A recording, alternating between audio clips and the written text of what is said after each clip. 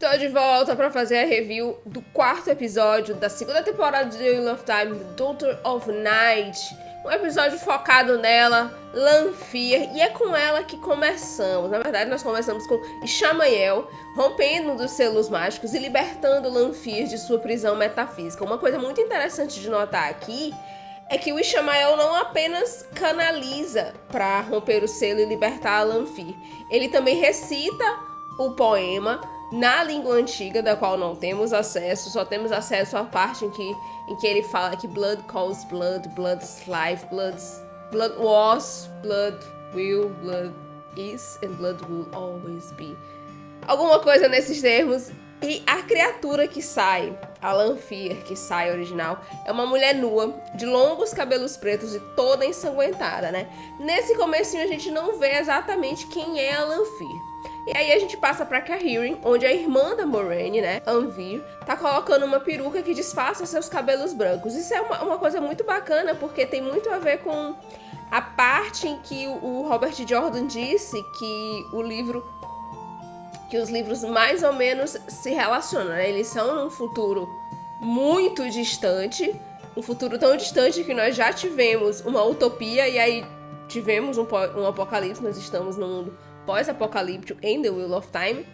Só que a tecnologia, a época, uma parte dos costumes da alta sociedade de Cahirin e também de Andor, o Robert Jordan chegou a mencionar que é algo como se fosse ali no século XVII. Então é bem interessante ver que realmente tem alguns desses costumes no vestuário e na própria Anvir colocando uma peruca de cabelos loiro escuro, loiro castanho muito claro, para disfarçar que ela tá com os cabelos completamente brancos, que ela já é uma senhora idosa, bem idosa, digamos assim. E aí o serviçal anuncia a visita da ilustre Aes Sedai da família Damodred. Mais uma vez aqui nós exploramos esse conceito das Aes Sedai que sobrevivem às pessoas de sua família. Moraine, nesse caso, é a irmã mais velha de Anvir, que já deve ter por ali os seus 70 anos. Então, a série resolveu deixar eu acho que todas essas Aes Sedai são muito mais velhas. Essas Aes Sedai que eu digo, essas que a gente acompanha, as principais, como a Moraine, a Liandrin, a Alanna. A Alanna também vai ser falado isso, né? Que ela já está na sua idade avançada. Então, nos livros, a Moraine tem mais ou menos 40 anos. A Liandrin, a Alanna, elas são todas contemporâneas. Elas entraram na torre mais ou menos no mesmo período. Então é interessante como na série, para poder explorar esse conceito do quão antigas são as Aes Sedai e como que o uso do poder único retarda o envelhecimento dessas pessoas, né? Então eles resolveram envelhecer muito mais elas, para que a gente tenha essa noção de forma mais rápida na série do que a gente poderia ter. E também o fato deles estarem todo o tempo falando da Katsuane. Esse foi um episódio, acho que no terceiro, é um episódio em que eles citam muito a Katsuane Sedai. E a Katsuane se eu não me engano, uma das Aes Sedai mais antigas vivas. Então ela conta, enquanto essas outras estão contando quase 100 anos, a Katsuane conta centenas de anos viva. Ainda em Cahirin, a gente acompanha como o Randy está completamente descontrolado com seus poderes. Ele canaliza enquanto está dormindo e acaba ateando fogo na estalagem que ele está vivendo, que ele está se hospedando, que é o Crescente. E aí essa estalagem, na verdade, ela é de propriedade da Selene, com quem o Randy está tendo um caso, um romance, um flerte, uma coisa, com quem o Randy está ficando. E aí a Selene convida o Randy para passar o FDS numa cabana nas montanhas. Já na torre, a Nynaeve segue de coração completamente destruído, em luto pela perda da filha e de toda a vida que ela viveu. Nessa questão da Nynaeve é interessante assim, a Nynaeve sabe que o Lan tá vivo, ela sabe que o Perrin e o Mat provavelmente estão vivos, porque aquelas pessoas existem na vida dela de forma material, na vida dela real. Só que a filha dela não existe. A Lenore, né, ela não... É Lenore o nome da criança? Acho que é Lenore. Ela não existe de forma material, nunca existiu. na vida da Nynaeve. E a Nynaeve não pode ter certeza de que um dia aquela criança vai existir. Então é um luto muito estranho. É como se ela realmente estivesse de luto pela perda daquela filha, como se aquela criança tivesse morrido quando ela sai de dentro do portal e ela não tem nada nos braços. E aí ela tá se preparando pra sair do quarto, coloca o anel de aceita, né, que é igual ao anel das Aes Sedai, mas sem nenhuma pedra, porque ela ainda não escolheu a Ajah, que ela quer participar. E aí Egwene entra no quarto e oferece conforto. Mas o conforto da Egwene é um negócio completamente vazio, porque ela simplesmente não entende o que a Nynaeve passou, ela não entende toda a dor, ela não entende esse sofrimento. E por ela não ter feito o teste, ela não sabe do que se trata, ou ela não sabe do que pode ser que se trate o que a Nynaeve tá passando, porque por mais que as pessoas não saibam o que as outras passam dentro dos arcos, mas quem já fez o teste tem uma noção de como isso pode te afetar na sua vida real, né? E aí, pra piorar tudo, a Egwene tanto não sabe o que a Nynaeve tá passando, quanto ela apenas tem um conceito vago de que não foi real. E ela fala isso pra Nynaeve, não foi real. Só que pra Nynaeve foi real, porque ela viveu anos naquela realidade, né? A percepção dela da passagem do tempo foi completamente diferente da Egwene. Aí pra Egwene se passou um dia, 2, pra Nynaeve se passou uma vida inteira, pelo menos uns 6 anos com aquela criança. Aquela criança tinha pelo menos uns 6 anos, né? Então pra ela é uma vida toda que foi simplesmente sumiu das mãos dela, evaporou no ar quando ela saiu daquele ar. O Lan agora está fazendo parte da comitiva da Alanna, ele está andando com a Alanna e os seus guardiões, e eles vão até a casa da família da Alanna, e aqui é um momento maravilhoso, assim, eu tô gostando muito de ver na série o relacionamento das Aes Sedai com suas famílias, que é um negócio que a gente não tem nos livros, mas é uma coisa muito bacana, é um ângulo muito bacana de se contar essa história, de se entender quem são essas mulheres, né, de onde elas vêm, a que cultura elas pertencem. E The Wheel of Time na TV tá trazendo isso pra gente, né? A gente tem a Liandrin com o filho, que já é idoso. A gente tem a Moraine com a irmã dela, que já é idosa, mas é a irmã mais nova dela também. E o fato de ela ser uma nobre de Cairhien, de uma casa que estava em decadência e agora está em ascensão novamente. E a Alanna, a gente não conhecia a família dela, e a gente vê que é uma família grande, unida, amorosa, e eles fazem até aquele estereótipo da mãe, da esposa indiana, da avó indiana, que não deixa ninguém ficar sem comer por mais de 2 horas, e por alguns momentos essa é a Alanna que não é a Aes Sedai, é a Alanna que é daquela família super amorosa, super unida, que tá o tempo todo fazendo comida pra todo mundo. A Alanna acaba convidando o Lan pra voltar pra Torre Branca com ela e seus guardiões, e pra ele se oferecer a ser guardião da Nynaeve, porque a Alanna sabe, antes dela sair da torre, ela sabia que a Nynaeve em breve seria chamada, no caso, forçada a fazer o teste de aceita, e provavelmente ela vai fazer o teste pra ser Aes Sedai muito em breve, e estará precisando de um guardião também muito em breve. E quem melhor pra ser o guardião da Nynaeve do que o Lan? Só que ele tá reticente ainda porque ele não acha que tenha acabado o elo entre ele e a Moraine, que tem chances dele continuar sendo o guardião da Moraine.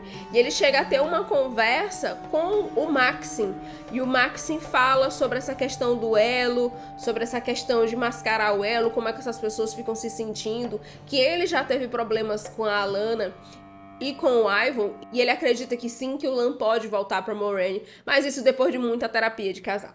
A Alanna é essa pessoa que fala também, que traz a memória da Katsuane Sedai pra gente, né? Ela fala pro Lan que a Nynaeve em breve estará fazendo, ou já fez o teste pra aceita, e que vai precisar de um guardião também em breve. E ela fala que a Nynaeve é apenas a segunda pessoa que menos tempo demorou dentro da torre para fazer o teste para aceita, desde que a lendária Aes Sedai Katsuane, também do Ajah Verde, o mesmo Ajah da Alanna, fez o teste, né? Então a Katsuane e a Nynaeve são as mulheres que passaram menos tempo na torre antes de fazer o teste para aceita. Então vai se construindo aí essa fama da Nynaeve de, além de muito poderosa, uma pessoa que tem potencial para se tornar lendária dentro da Torre Branca, lendária dentro da organização das Aes Sedai. Quando o Lan e a Alanna estão conversando sobre a Nynaeve, sobre a questão da Moraine, a Alanna acaba lembrando, ela fala de uma forma muito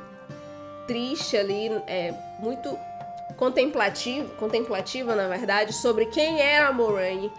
há 20 anos, né? Quem era a Moraine antes de acontecer alguma coisa com ela. A Alanna não sabe o que aconteceu com a Moraine há 20 anos. Por que há 20 anos a Moraine saiu da Torre Branca e simplesmente começou a vagar pelo mundo procurando alguma coisa que ninguém sabe o que é essa coisa ou quem é essa pessoa, o que a Moraine está fazendo fora da torre durante os últimos 20 anos. Ela lembra que a Moraine era uma pessoa muito mais vivaz e ela fala que a transformação é o equivalente a quando a água se transforma em gelo. É duro, é gélido. E aí a gente que sabe o que a Moraine tá fazendo esses 20 anos, percebe o quão pesado é nos ombros dela essa missão de encontrar o dragão renascido. É um negócio muito pesado, né?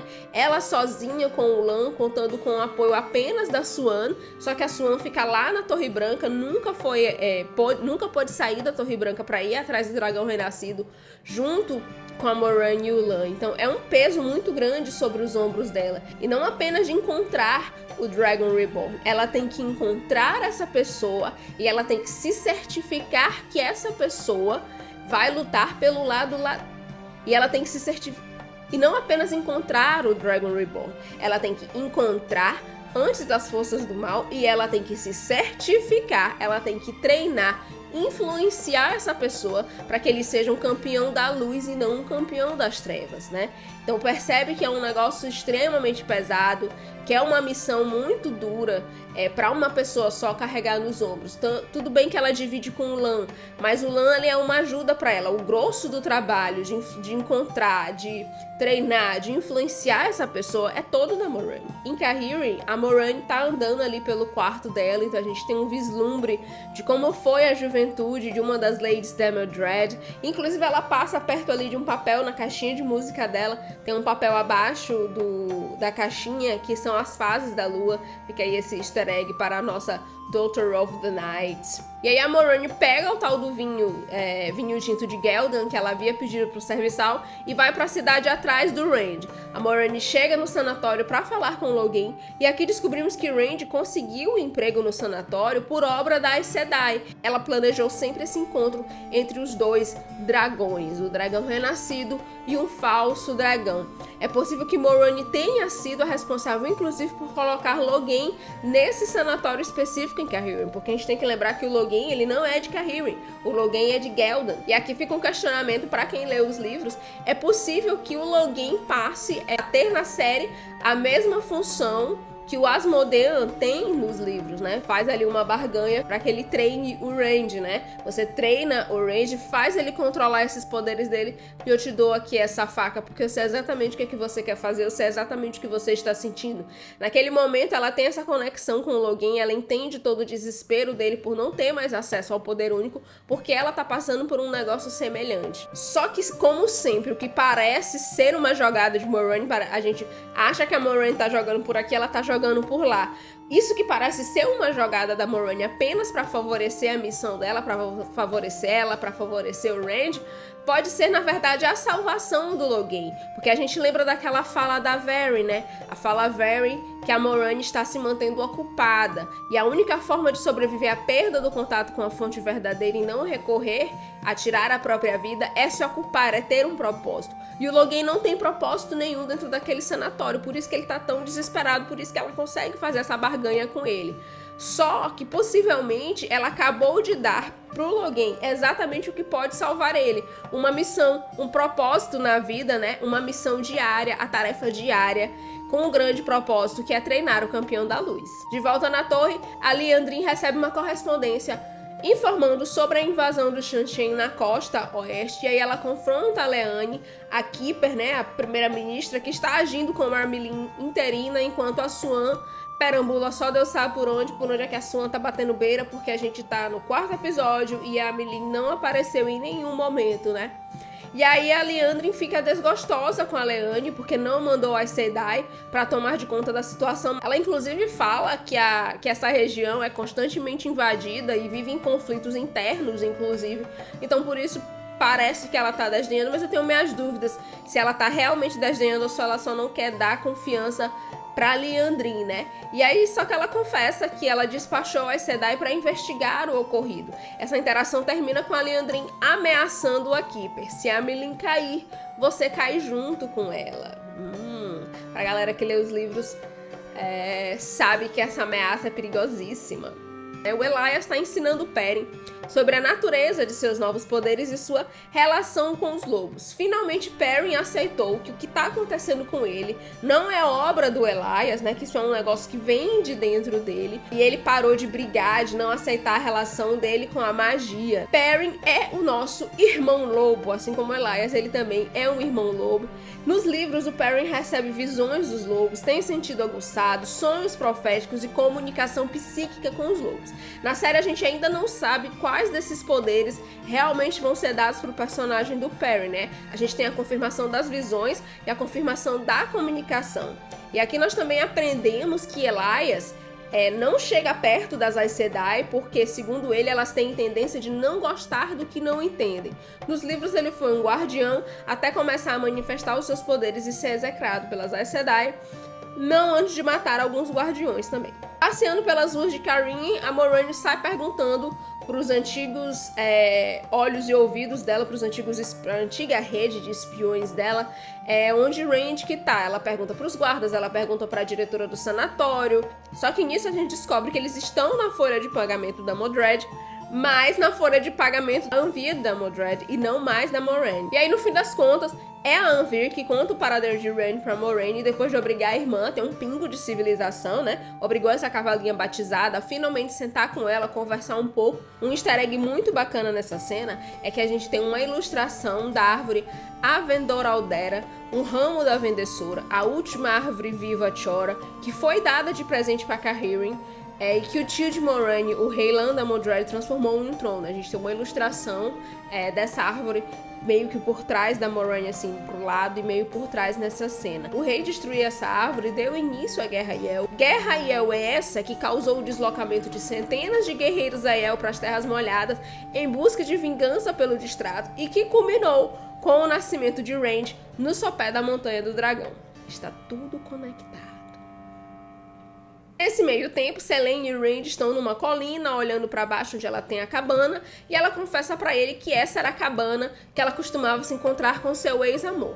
Como que essa cabana sobreviveu ao pós-apocalipse não sabemos, né? Porque toda a configuração espacial, geográfica do mundo, ela é completamente diferente do que ela era há 3.000 anos. Como que a Lanfear sabe que aquela é a cabana, ou de onde que ela tirou essa historinha para contar pro Rand? Provavelmente isso é só uma historinha que ela inventou de contar pro Rand, que era ali que ela se encontrava com seu ex-amor e que eles sempre falavam em parar de se encontrar, mas sempre voltavam, que tem uma pista aí de que esse ex-amor dela era um homem comprometido. Rambeira, destruidora de lares. Matt e Min estão na estrada, em uma estalagem qualquer, e Min segue agindo de forma suspeita, pergunta pro taberneiro se um pessoal que vai falar com ela já chegou. Esse pessoal ela não sabe quem é, só que esse pessoal é ninguém menos que ele, Ishamael, que oferece a ela o que, segundo ele, a Liandrin ofereceu, mas não tem poder de realizar, que é remover o dom premonitório em troca da conversão da Min na Igreja do Tenebroso, porque não existe almoço grátis.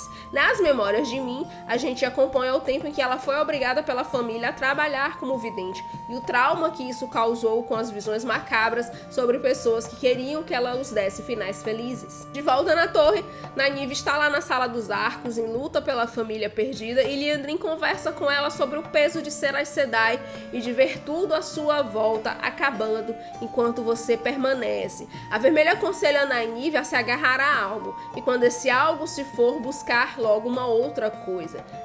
Liandrin parece ter se agarrado ao filho, e como ele está morrendo, ou talvez tenha até já morrido, ela tem uma outra coisa que é se agarrar, ela precisa de uma outra coisa para que ela consiga com um propósito. A Liandrin conta para Nynaeve que recebeu informação de um grupo de Shienarans estranhamente longe da fronteira, andando com um Ogier e com um ferreiro de 2 rios que teriam sido capturados por forças invasoras em Falme. Que um grupo de Shienarans longe da sua terra seja negócio digno de nota, e que esses Shienarans estejam andando com um Ogier seja digno de nota, ok, isso é completamente digno de nota. Mas que um ferreiro de 2 rios esteja com esse pessoal, claramente que isso não é digno de nota, claramente que isso é uma invenção da Liandrin, um blefe muito bem dado. A menos que Liandrin tenha tido acesso às correspondências que Perrin enviou para Nynaeve.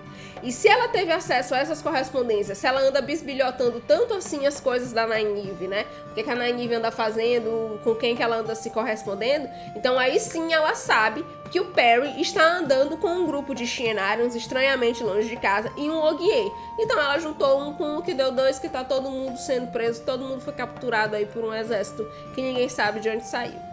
Volta na casa da família da Alanna, o Lan e o Ivan conversam sobre o que Moiraine disse pro guardião dela, sobre eles não serem iguais. Ivan responde que é claro que eles não são iguais. Eles são, entretanto, um lembrete a elas de que não são deuses. Guardiões e Aes Sedai não são pessoas iguais, não estão no mesmo patamar, mas os guardiões fazem as Aes Sedai baixar a bola um pouco, lembram a elas que elas não são deuses.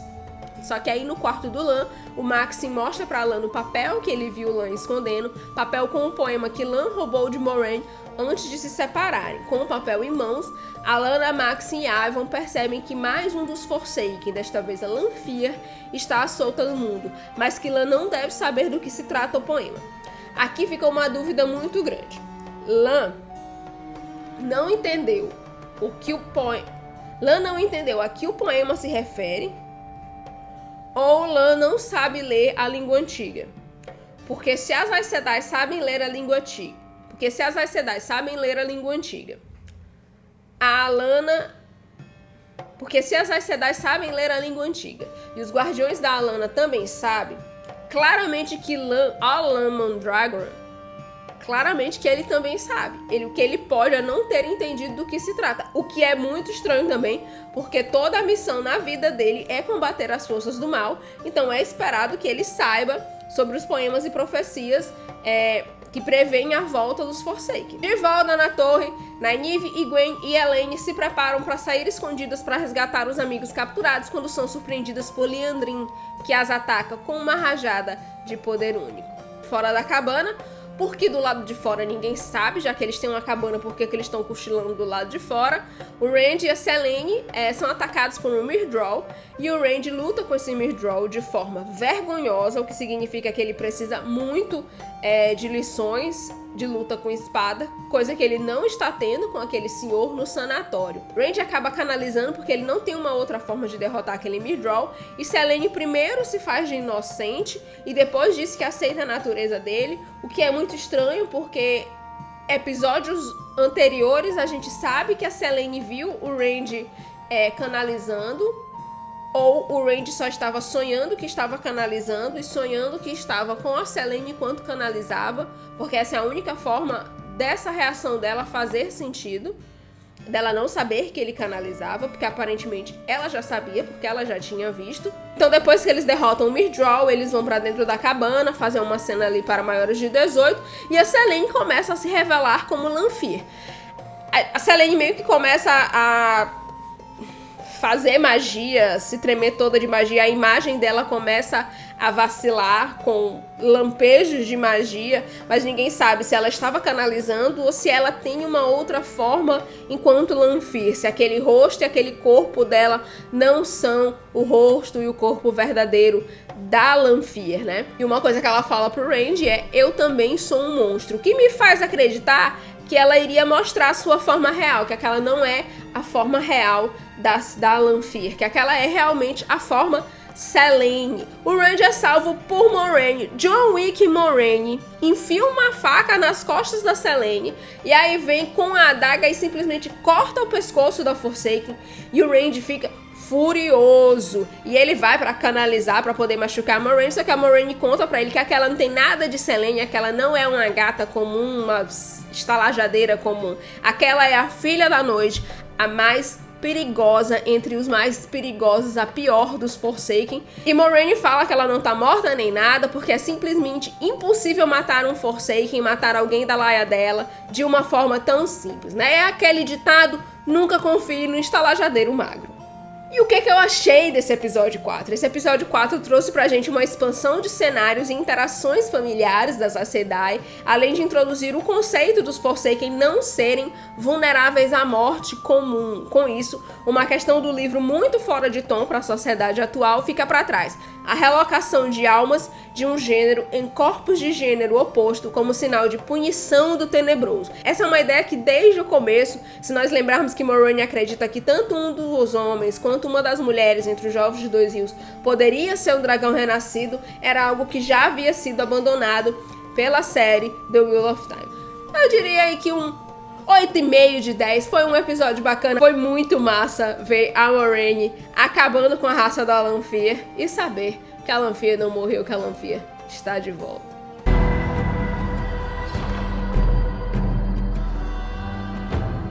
Por hoje é isso, eu fico por aqui, mas se você gostou desse conteúdo, curte, compartilha com os amigos, deixa o seu comentário, assina o canal que eu tô fazendo vários vídeos de The Wheel of Time e eu vou trazer uns conteúdos assim um pouco diferentes. E eu quero trazer uns conteúdos do universo de The Wheel of Time, não necessariamente da série, mas para explicar algumas coisinhas de dentro da série pra galera que de repente me assiste e não lê os livros. Depois eu volto com mais conteúdo. Até lá!